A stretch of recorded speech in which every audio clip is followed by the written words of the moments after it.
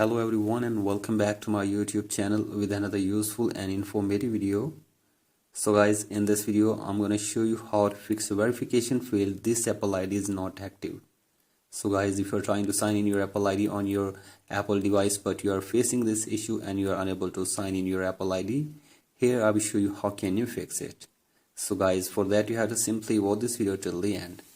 So guys, first of all go back to your home screen and now you have to open settings in your device and then scroll it below and tap on general and then tap on software update and make sure that you are using the updated version, and if there is any update available for you, simply update it and then go to your date and time and set your date and time and then go to language and region and select your country or region correctly from here. So guys, do this and after this go back and now tap on transfer or reset iPhone, tap on reset and reset network settings of your device for one time as well.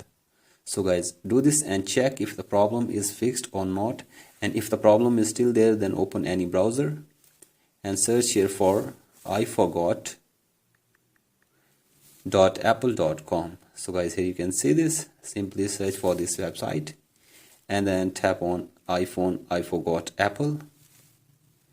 And now you have to simply tap on help someone else from here.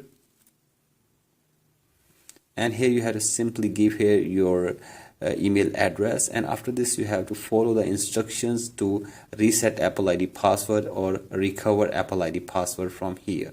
So guys, give all the instructions and change the Apple ID password, and after this go back and now you have to restart your device for one time as well, and then open settings in your device and then go to your profile and now try to sign in your Apple ID again from here. So guys, do this and after this hopefully your account will be signed in. And if you still face this problem, then you have to contact the Apple support team for further information and help. So guys, hopefully they will try to fix this problem for you within 24 hours. So guys, that's it for today's video. Hope this video helps you. Please like and subscribe to my YouTube channel as well. Thank you.